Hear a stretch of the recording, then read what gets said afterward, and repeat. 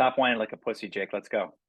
Hey, what's going on, everybody? Jake Wilson here with Fantasy Football Fever episode 4. I'm here with one of the smartest people to ever play in the NFL, straight out of Harvard, Ryan Fitzpatrick. Oh, no, never mind. That's not Ryan Fitzpatrick. It's actually Shane Bleyenburg from New York. Shane, how you doing today?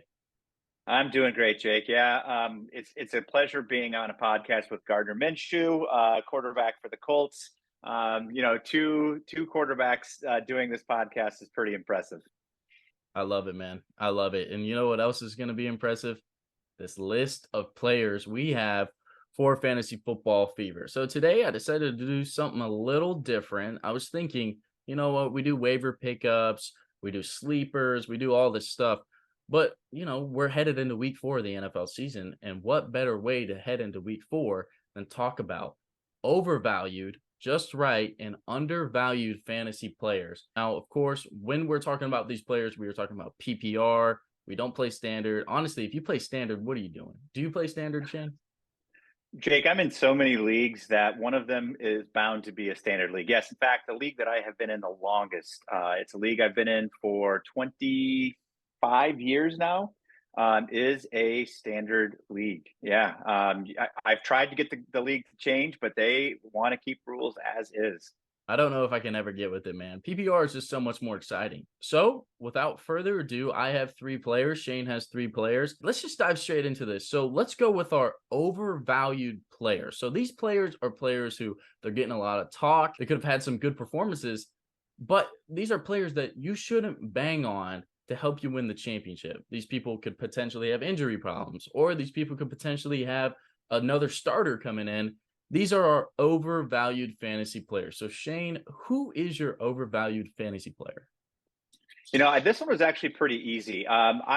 This is a guy that I have never drafted in all of my years of fantasy football, and this year I finally got a chance to draft him in one of my leagues, and that's Derrick Henry. Derrick Henry has been nothing but a disappointment this year. He is right now averaging 3.2 yards a carry, which is very, very un-Derrick Henry-like. He's averaging 54 yards a game. He scored only 1 touchdown this season. Now, this is a guy who in drafts was the 6th overall running back and the 14th player taken in drafts based on average draft position. This is someone that you should be relying on a week-to-week basis to score you points and to score you enough points to win. He just simply has not been doing that. Not only that, like the future doesn't look very good. Tennessee's offense is broken. I heard today that there's talk of Will Levis starting here in the near future. This is a team that's right now averaging 15 points a game. That's just a little over 2 touchdowns a game. They're the 4th worst scoring team in the NFL. I don't have a lot of hope in Derrick Henry. And this was a guy I was excited to get because I have never drafted him before. And it looks like I was a sucker in taking him.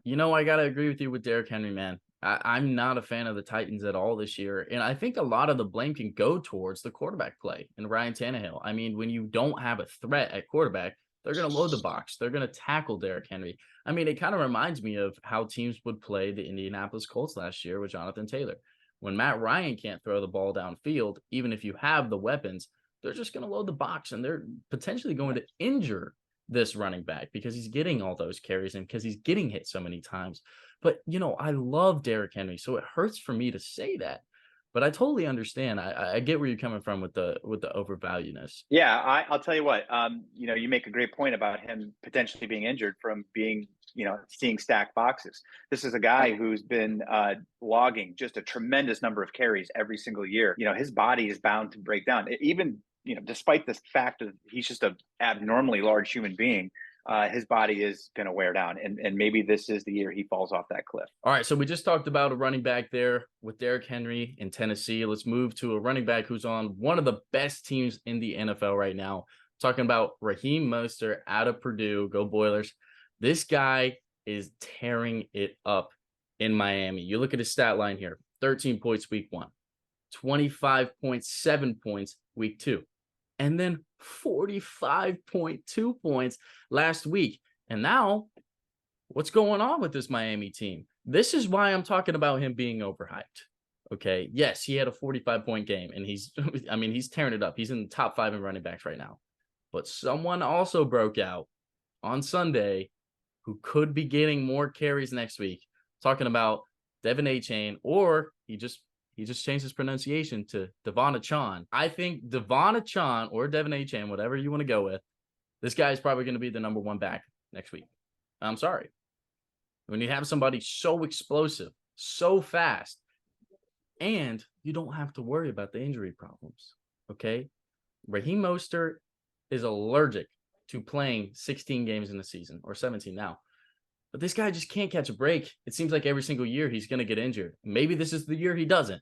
But I think with the injury scares, and not only that, you have Devon Achane, and you also have Jeff Wilson Jr. coming off of the IR soon.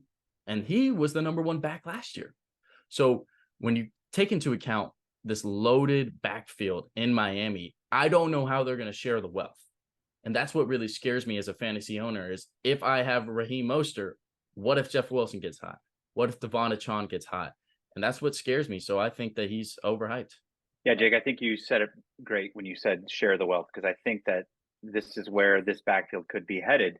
We're seeing less and less of that bell cow back that carries the team, that takes all of the carries. There's just not many of them left. And with Jeff Wilson coming back, I would be very afraid over the fact that he could kind of dig into some of those carries. I would ride Mostert next week, but I think that his days are, I agree with you, numbered. He does have an injury history, but there's just too many mouths to feed on this team, to be honest with you, but too many mouths to feed in that backfield for sure. Yeah, and you know what? The Dolphins aren't going to score 70 points every week. So I wouldn't expect Raheem Mostert to have another game like that this season at all, unless they play the Bears, which I haven't checked the schedule, but that could be a good play there. But let's move on to just right. So these players are players who they're getting some hype, but they deserve the hype, or maybe they're getting some hate and they deserve the hate. These players are just right when it comes to value. And I might shock some people here, but I have just been obsessed with Puka Nacua, man. I really have. Like, this guy said, oh, Cooper Kupp's out. I'm right here, man. I'm right here, Matthew Stafford. 15 targets week 1, 20 targets week 2. Now he struggled a little bit against that Cincinnati defense in week 3. Only had 7 targets, but he still caught 5 balls for 72 yards and almost a touchdown. And if you're playing PPR, that's 12.2 points. I'll take that any day. Now his ceiling, I mean, if you're getting 20 targets in a game, man, and you're playing PPR, 15 receptions, that's 15 points already, man. I think when everyone's talking about, oh, Cooper Kupp's going to come back and his workload's going to be a little less, or oh, Tutu Atwell's been seeing a lot of targets, I think that he could take away some of the looks for Puka Nacua. But the way Puka Nacua plays is more kind of like that Julian Edelman slot role, where the dude just finds spots. He just finds spots to get open. He's not really too flashy. He's not going to be making plays like DeAndre Hopkins. He's not going to be burning people downfield like Tyreek Hill. But the dude knows where to go. And I would say that my best or favorite player comparison would be Tyler Lockett. I think he just gets open. And he doesn't do anything flashy. But I think he's done enough to earn Matthew Stafford's trust in these first 3 weeks of the season. So I like Puka Nacua. I think he's a great value. I mean, I think his numbers will take a little bit of a dip. What that dip is going to be, I wouldn't worry about, because, Matthew Stafford's a quarterback who has definitely demonstrated this, that safety blanket, that security blanket that some quarterbacks have. And, Calvin Johnson, obviously one of the great wide receivers of all time, was his original safety blanket. Then it became, of course, Cooper Kupp. Puka is his safety blanket right now. And this guy just gets open. Now, I'm going to say full disclosure here. Jake, you and I had a conversation after week 1, and you asked me, hey, is this guy legit? And I said, I don't know. I just don't know how a rookie, what was he, 4th round pick, can be legit. I totally missed on this one. I did not put one waiver claim in after week 1. Did not get him. And I'll tell you what, that's been one of the biggest regrets of the season so far, is that I did not even try to get him on my teams. But I agree. I think that, I think he may be, I don't want to say matchup proof, but I want to say that he is Cooper Kupp proof, that he's still going to put up numbers once Cooper Kupp comes back. And we don't even know what Cooper Kupp's going to look like when he gets back. They're talking genetic issues with that hamstring. That does not sound like a player who's going to be coming back soon. That's my great value player, or my just right player. Shane, who do you have on board for this? Yeah, I went to a team that you've already talked about, and that's the Miami Dolphins, and I went with Tyreek Hill. Now, you might say, how is he properly hyped? And the way I look at it is, this is a guy who was a first round pick, and what is he doing? He's putting up first round pick numbers. Um, the the guy is at like an arcade game. He's like a Madden player. Like, he's just putting up crazy numbers. Not only that, but it sounds like he has career plans after football too, looking to get into some porn as well. So this guy apparently is a multi-talented star, in both the field and on cinema. But just a kind of a couple of things to look at. Number one, he's leading the league in receiving yards. Number two, he's leading the league in receiving touchdowns. I just saw a pretty cool stat today. There was an interview done on ESPN with the 2013 Broncos. 2013 Broncos, led by, of course, the great Peyton Manning, broke the NFL record for points in a season. In fact, they were the only team ever to score over 600 points. They hit 606 in 2013. The Miami Dolphins right now are on pace for 737 points this season. Now, of course, 70 points in a game is not going to happen every time. It's an aberration. It's not going to happen again, we think.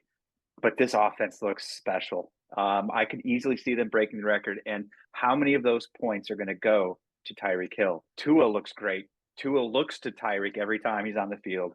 I just think his numbers are going to continue to be first round draft pick numbers. I totally agree with you, Shane. I really do. And then you talk about this offense, you talk about guys like Jalen Waddle, and Robbie Chosen had a big catch the other day. There's so many weapons, but at the end of the day, when it's crunch time, you're going to look for those players who are going to win you the game.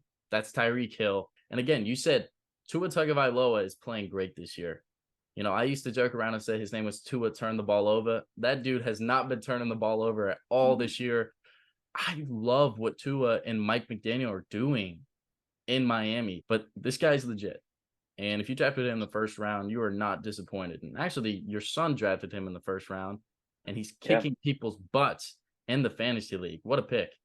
I had, so, full disclosure, my son has never played fantasy football for a full season. This is his first year doing it. He had two players that he wanted to draft. The first player he wanted to draft, Tyreek Hill. So I'll tell you what, he knew something. I hope he's just a chip off the old block. That's what I'm going for here. All right, that's 2 down. 1 more player per person to go. Shane, who do you have as your undervalued player? So, there's always undervalued players every year that stand out. But this guy that I've chosen stood out to me because the week before the season started, I noticed that he had not been picked up in any of the leagues that I was in. So I went out and I picked up Zach Moss in as many leagues as I possibly could. There was some hope that he was going to play week 1. Of course, he did not, with the broken arm. But I'll tell you what, he came out with a vengeance in week 2. You have to address the elephant in the room, and that is, of course, Jonathan Taylor and what's going to happen after this week. Will he come back? Won't he come back? I don't think the Colts need him. The Colts should get what they can get for him and move on from Jonathan Taylor. This team looks a lot better than I think people were expecting. They're dominant when running the football. They just look really good. And they've been doing it without their quarterback. Anthony Richardson went down in game 2 with a concussion. Gardner Minshew stepped in, and it's like nothing has changed. They look like a really good football team. Zach Moss was undrafted in most leagues. He's averaging right now 4.4 yards per carry. He is averaging 105 yards per game. He is the 9th most rushing yards this season after missing 1 game. This guy has been absolutely amazing. What a great trade that was to get Zach Moss from the Buffalo Bills for Nyheim Hines. This is looking like a genius move by the Colts. Again, I think the big question here, though, is what happens next week. It remains to be seen. Will Jonathan Taylor even be back next week? We don't know. That's the elephant in the room. I hope for my sake and my fantasy team's sake that Zach Moss continues to tote the rock. Zach Moss was going to be my 3rd pick. And for all the reasons that you said, this guy has been phenomenal this season. And as a Colts fan, I honestly would like to see us trade for some draft capital in exchange for Jonathan Taylor. Zach Moss looks incredible behind this line. He looks like he fits the part as running back 1 in Indianapolis.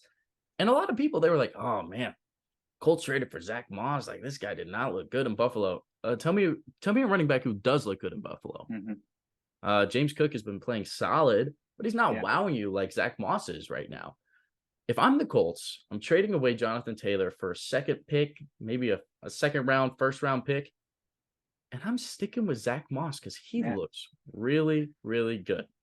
Yeah, let's not forget that in week one, that run game looked terrible. Deion Jackson was by no means a fill-in for Jonathan Taylor.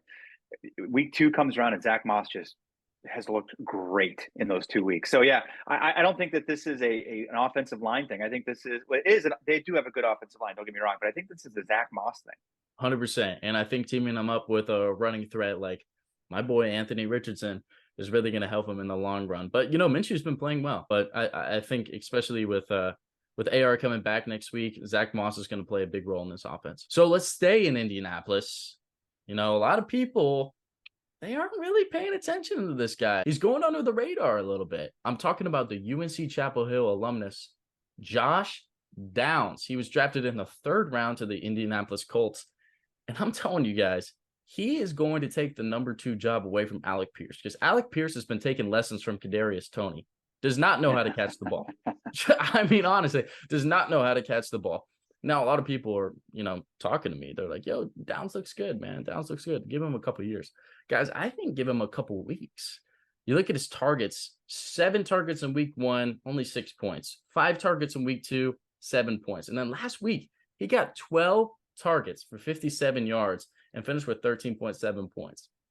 I think that he's going to exponentially grow as the season goes on because he's earning the trust of these quarterbacks because he's not dropping the ball. You throw the ball to Alec Pierce, he's going to drop the ball. Isaiah McKenzie, he's a little old, kind of use him as a gadget guy. But Josh Downs is earning the trust of not only the quarterbacks, but I think the coaching staff as well, because he's been getting a lot of snaps as the slot guy in Indianapolis. Josh Downs is just a different wide receiver than what we've seen in Indianapolis in a long time. Right now, we have Michael Pittman Jr. He's an aggressive catcher. He's not going to burn you downfield. Just kind of a possession catch guy. Alec Pierce, I do not know what this guy is doing on our team. I don't know what position he is playing because he's allergic to catching the football, but he's also not getting any separation. So why is he on the field? I don't know. Josh Downs, small, speedy slot guy. He can get open, and he's very shifty. And you saw that at Chapel Hill at UNC last year. I like Josh Downs. I think that Anthony Richardson and him have a really good relationship. When Richardson and Downs got drafted, they tossed the football in the parking lot at the hotel. So they've had that connection. And even with Minshew, Minshew starting last week, he gets 12 targets. So I think Josh Downs is going to continue to see some numbers there in Indianapolis, and he's a sneaky waiver wire pickup for your team. I like it. Yeah, it's nice to get a waiver wire pickup in here, someone who has potential down the road. A lot of leagues, there's not a lot of depth on the waiver wire, so someone to pick up. And I'll be honest with you, no one expected the Colts to be 2-1 after 3 games this year. For the most part, we should see the Colts playing in either close games or games where they're playing from behind. If again, the predictions are to hold true. And if that is the case, then yeah, Josh Downs could see like you said, an exponential increase in his not only playing time, but on his targets as well. So a good waiver wire pickup. Well, thank you guys so much for watching. If you guys have any questions, any concerns, or you disagree with us, please leave that down in the comment section. Don't forget to like and subscribe, and we will see you soon. Appreciate it, guys.